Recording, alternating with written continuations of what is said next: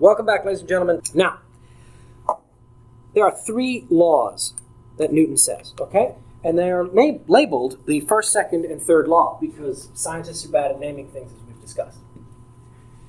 And these 3 laws have very specific definitions, and they are written in your notes. I'm going to give you the sort of shorthand summary definitions because formal definitions are fine, but you know what? We got to try to keep this as simple as possible. So here is the simplest way to call it. Inertia, F equals ma, and recoil. That's it. If you know what those 3 words mean, I'm done. I don't have to do anything more. You'd already be finished. The problem is you probably don't know what those words mean. We've talked about this before, right? If you understand the particular vocabulary, then you don't need a description. Now, the problem is that you probably don't know this vocabulary because you haven't heard it before, although maybe you're somewhat familiar. These words usually come up, but people don't always remember what they are. What this one says is, things only move if you push them. Ooh. That's it. That's basically what it means. Newton basically said, things only move if you push them. Things only move if a force acts on that object. Now, I mean, we can get a little more technical, right? If I were to read the official technical description here, an object at rest stays at rest. An object in motion stays in motion, unless the object is acted upon by an external unbalanced force. See, a lot more words there. What does it mean? An object will keep doing whatever it's doing unless you push it. If it's not moving, it'll continue to not move. If it is moving, it'll continue to move until you push it. Now, that last one is weird. We think, like, wait, what? If I take an object and it's moving, I don't have to touch it, it stops. Look at that. That's because there's lots of objects on Earth and there's lots of forces interacting. There's gravity, there's friction, there's tons of things going on. But if you take this same object up in space and you were to give it a push, it just keeps moving forever. Now, usually the students will be like, well, what's an example of that? And I'll be like, the Earth, right? It's turning into summer out there. It's because we're changing our position in the orbit around the sun. Well, the Earth got started moving around the sun a long time ago. It's still doing it because there's nothing out there to make it stop. We'll keep going and forever. Same with the moon. The moon keeps going around the Earth because nothing's stopping it. If something stops it, then it'll stop. It'll just do something else. So we see this stuff all around us. F equals ma is the second law. So the first law says that forces cause things to move or to not move. The second law says exactly how that works. It gives us an equation. And one of the nice things about this unit is that's basically the only equation we're going to get. Right? Like last unit we had a whole bunch of equations. This one's just got one. F equals ma. A student of mine once said that was FMA, to make it easier to remember. Right? FMA. And all this says is that the force, F, is proportional or related to the mass and the acceleration. All right? And we'll explore this in a little more detail. The last one there is recoil. Now, I think, again, I got some videos of recoil in the list there. Recoil is pretty fun. Usually I will be like, hey, has anyone ever shot a gun? Anyone? Usually a couple people will admit to that. Some people will go, really? Oh, so lucky. Yeah, well, it depends. Everyone's a little... Other people go, guns, I don't like it. Recoil is a big part of guns. If I've got a gun, it's my finger gun here. Careful, it's loaded. It's got knowledge. If I have a gun and I shoot it, well, the bullet, of course, goes that way. And the gun goes this way, towards me. Ugh. That is called recoil. It's the fact that the gun also moves. It's not like the gun stays perfectly still and the bullet goes out. And recoil is the idea that for every acting force, if I push the eraser pushes back on me. Now, usually when I describe this, and again, I love doing this in class, is that I will usually say, if you were to slap your friend in the face, and usually I say that, and somebody like immediately turns around and just slaps somebody, and I'll be like, man, did not take a lot of prompting on you. If you were to slap your friend in the face, your hand hurts, as does their face, because it is impossible for you to touch something without it touching you back. So when you hit their face, it's almost the same as if their face hit your hand. So again, usually what happens is that, I say, if you hit your friend, slap your friend in the face, and somebody will do it, your hand will hurt. And they go, yeah, it does. You were mean. You hurt my hand. Students. So yeah, those are Newton's 3 laws, and we've got some different ways to think about them, right? Things only change what they're doing if you push them. Yeah, that might be a better way to do it. Things only change what they're doing. They do if you push them. F equals ma, and every push pushes back. If you touch it, it touches you. And that's it. Those are the 3 ideas, okay? All right. Moving on. First law. We're going to look at first law in some detail. We've got some blanks to fill in. Isaac Newton described the acceleration as an unbalance in forces. Or an imbalance, I should say. Imbalance, unbalance? Imbalance. Imbalance of forces. For example, if there is a force acting on your right side, but there is a stronger force acting on your left side, for you guys to be backwards, well, you're going to move left, right? Picture it like this. If I've got an object, and I got 2 forces like this, okay? So I got force 1, and I got force 2. It's a tug of war. Well, if this guy pulls with 50, and this guy pulls with 10, who's going to win? Right? If this was money, it'd be easy, no contest. This guy here is going to win with 40. So in this particular example, I'm going to go right. And there you go. That's how forces work. This is first law.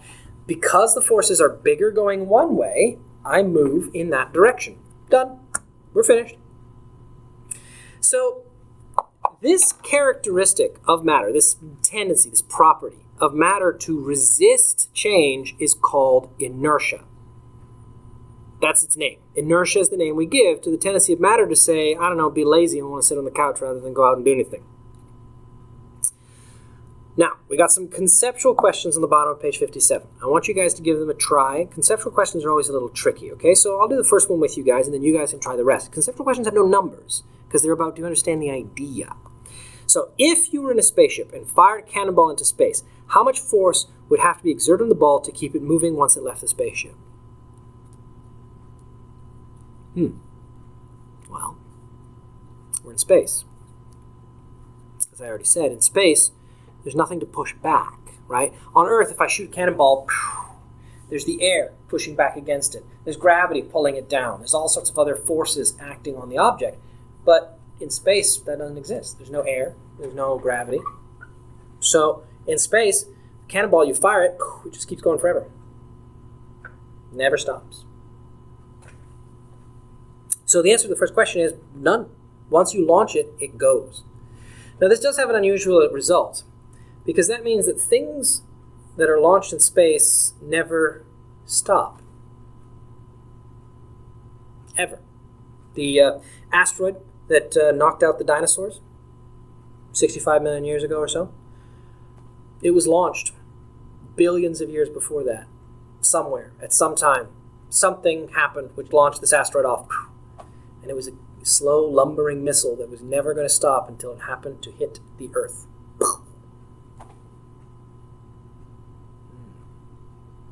2, how many automobile car passengers have suffered neck injuries when struck many automobile passengers have suffered neck injuries when struck from behind? How? Why? Huh? Okay, so I'm sitting in my car. Here we go. I need a steering wheel. Oh, this will work. Okay, here's my steering wheel. I'm sitting in my car. And then the car gets hit from behind. Well, what happens when the car gets hit from behind? Okay, let's think. So I'm parked. I'm not moving. I'm waiting at the red light. The other guy hit me. So let's think this through. I'm sitting here. I'm not moving. So Newton's first law says that something will only change if you push it. Okay, so when the guy hits my car, does he push me or does he push the car? Pushes the car, right? If he's hitting me but misses the car, that's more of like a stunt out of a Furious movie. But no, he hits the car, right? So he smashes into my car. So my car is getting pushed. So it's going to move. I'm not getting pushed, though, am I? I'm just sitting here.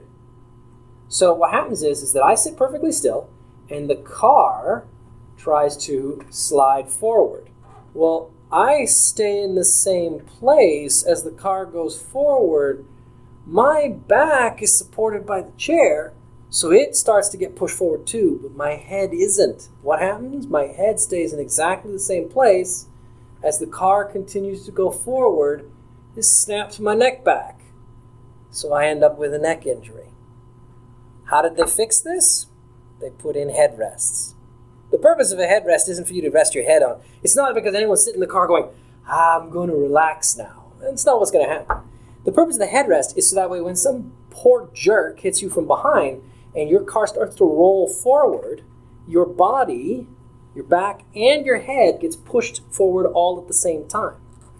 This is the same purpose of a seatbelt. The purpose of a seatbelt is to make sure that you stay with the car, because Newton's first law says you only move if something pushes you.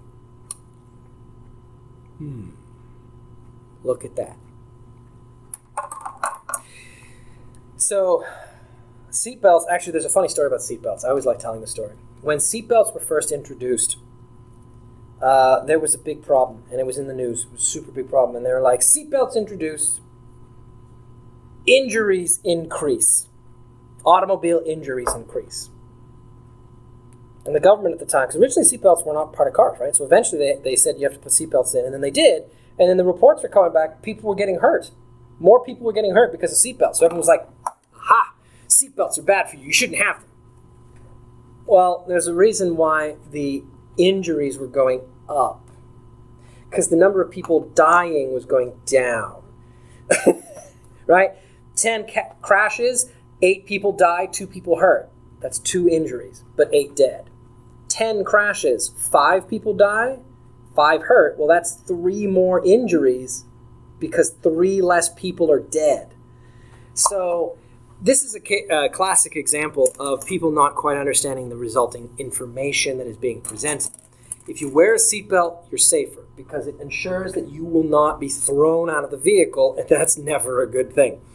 Because then you will continue to move at the same speed as the car was going at, but the car stops moving, Newton's first law, which results in you turning into paste on the wall and the car not going anywhere. So yeah, turns out seatbelts are pretty useful.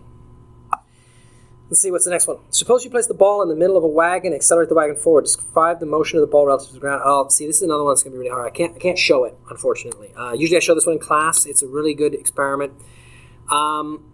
Unfortunately, there's no real way for me to do it. Maybe I'll see if I can find a video clip of somebody else doing it, because it's a pretty good one. All right.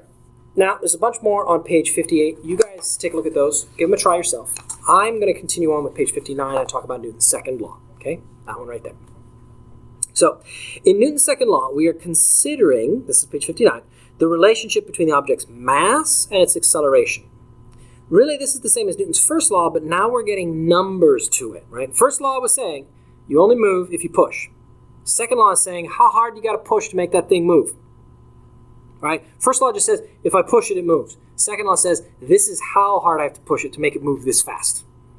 So numbers means that now we can start to tweak things. We can get it just right. That's what means we can make roller coasters. That means we can start making cars. That means we can start making, like airbags to protect people, because we can get the math perfect.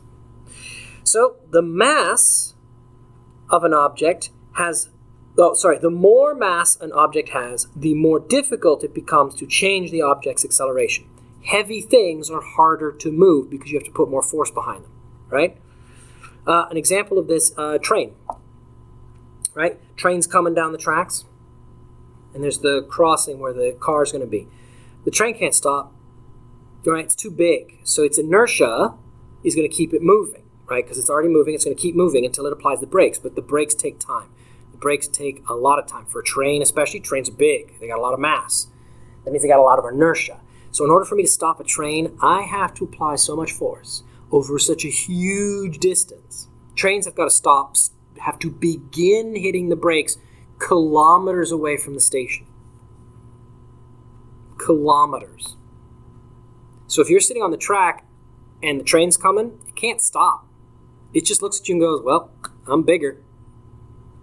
You're gone. Now I remember way back, I saw this was in a grade 7 classroom.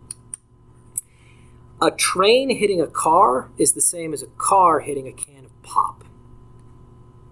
Just because of the differences in the masses and the materials involved.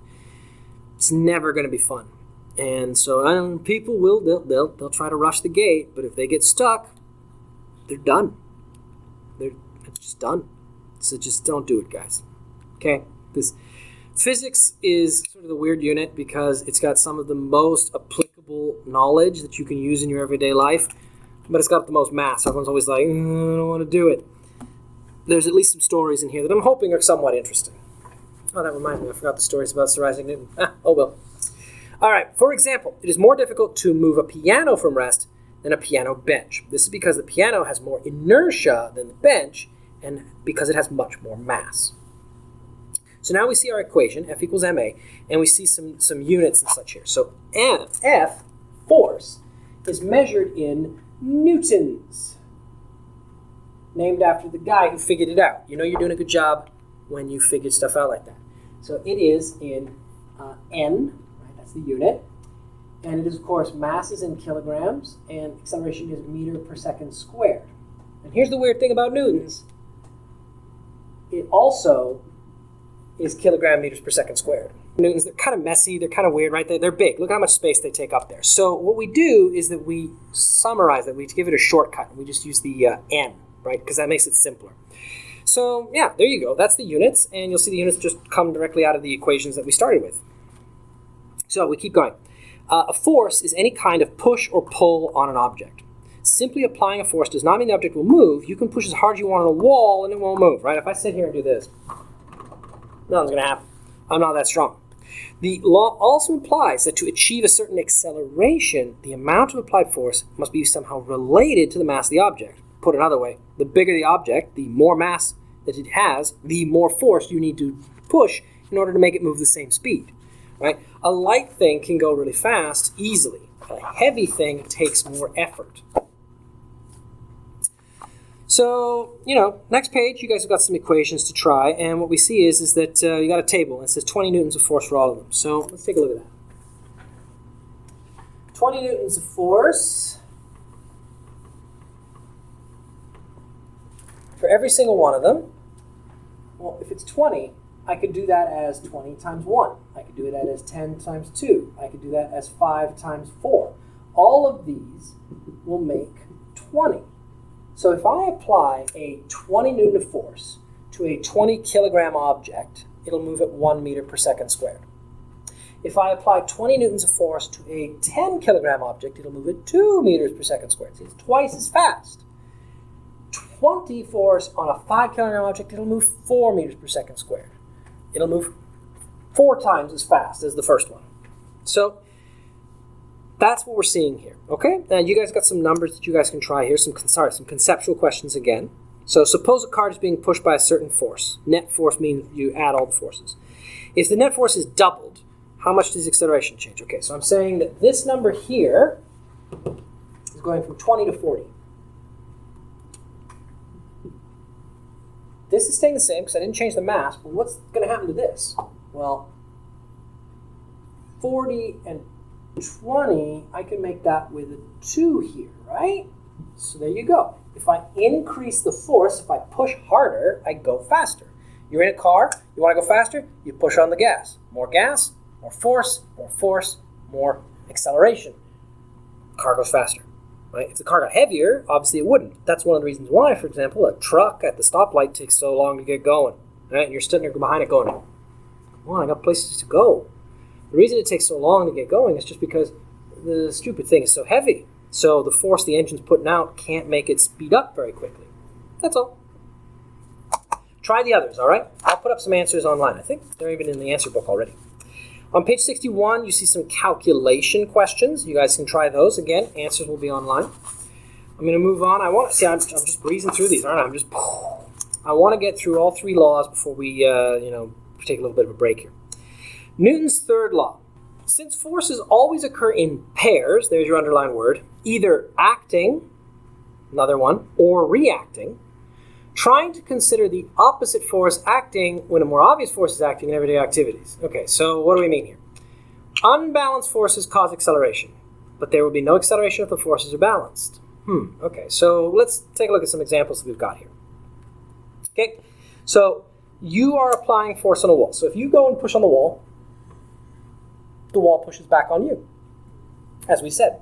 If you hit your friend hits you. If you kick a ball, the ball kicks you. That's kind of it. Of course, now here's a weird question. If I kick a ball and the ball kicks me, why is it that when I kick a ball, the ball goes flying and I don't? Right? Wouldn't that be hilarious, right? There's a ball sitting there and somebody like runs up to kick it and they go boom, flying out the other way and the ball just sits there? I mean, that'd be hilarious to watch, also be very confusing. But that's not what happens, is it? The ball shoots off and the person stays still. Why is that? Well, think about Newton's second law. You've got your ball and you got your person. The person kicks the ball. Boom! They're going to apply a force. And whatever force that the ball gets is going to be exactly the same as the force that the person gets. So we're going to make this the same number. We're going to say 10, sure. Well, this is 10 newtons. Okay. What's the mass of the ball? Let's make up a number. Let's say this is 1 kilogram. It's a pretty heavy ball.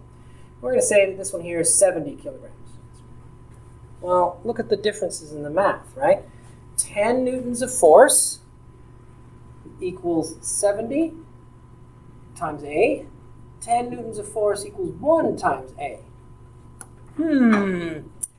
What number goes here versus here?